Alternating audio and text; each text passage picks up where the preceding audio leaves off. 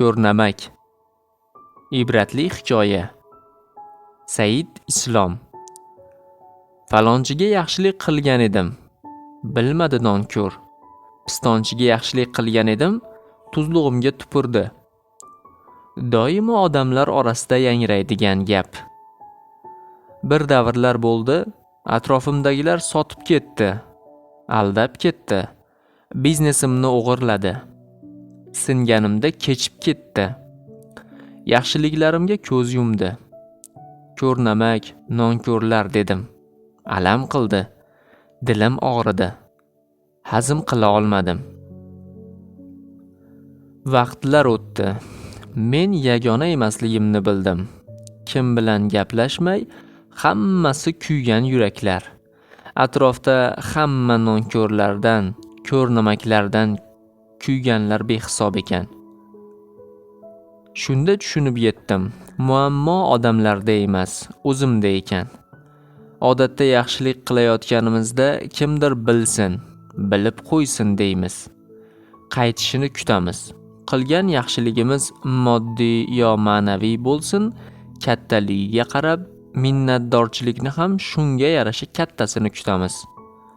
Biz kutganday munosabat bo'lmaganidan keyin xafa bo'lamiz. Atrofimizni ko'rnamaklikda ayblaymiz. Vaholanki, inson unutuvchi. Biz shuni unutamiz. Eslab yursin, qaytarsin, bilsin, qulluq qilsin deymiz. Insonni ikki narsa xor qiladi. Minnat, ya'ni qilgan yaxshiligini yuziga solish. Ikkinchi, ta'ma, ya'ni odamlardan nimadir kutish.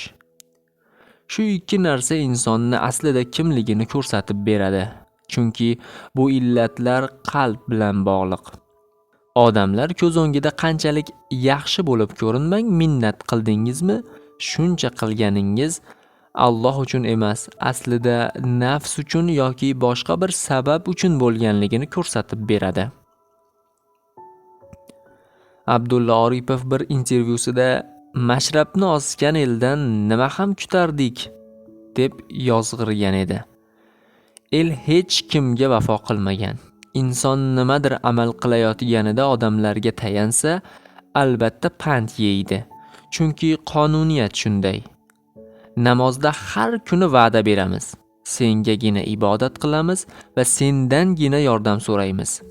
Yordam ham, suyanish ham, tayanch ham o'zidan.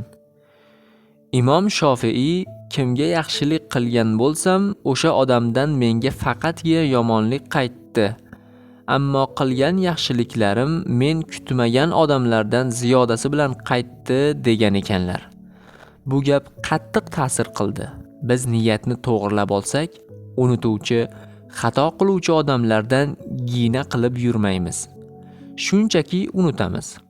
Chunki yaxshilikni ko'rnamaklar ko'rib qo'yishi, minnatdor bo'lishi uchun emas, xolis Alloh uchun qilamiz.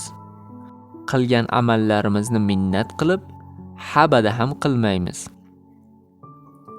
Ko'rnamak, nonko'r deb yurgan odamlarni ko'rsam, ayb o'zida ekan-ku deydigan bo'lib qolganman.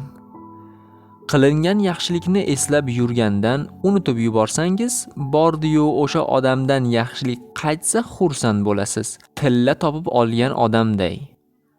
Bordi-yu yaxshiligingiz qaytmasa, eng kamida xafa bo'lmaysiz. Dilingiz og'rimaydi. Odamlarni yomon ko'rib qolmaysiz. Qarz berib ololmay yurgan insoniga qarz bermayman deydi. Vaholanki aldamchi, kazzob odamlar dunyo yaralibdiki bordir. Sizga uchramaydi degan garantiya ham yo'q. Shunchaki berayotganingizda niyatni to'g'rilang. Shunda yaxshiliklarda bardavom bo'lasiz. Qalbingiz qotib qolmaydi. Qalbni nafrat egallamaydi. Odamlarga suyanib qolmangki, boshingizda tashvish tushganida mashrabni osgan el demang. Zero rasm-u rusum shunday. Yillab da'vo qilib birorta odamni ergashtira olmagan payg'ambarlarni ko'rar ekanmiz qiyomatda. Amallarni taftish qilsak, qanchadan qancha amallarimiz riyo, minnat, ta'ma, suma, kabi narsalar bilan yo'q bo'lib ketayotganini ko'ramiz. Ko'rnamak va nonko'rlik bo'lsa, bu ham o'zimiz. Biz Rob taoloning bergan ne'matlariga ko'rnamakmiz. Rizqimizga nonko'rmiz. Shunchaki unutuvchimiz xolos.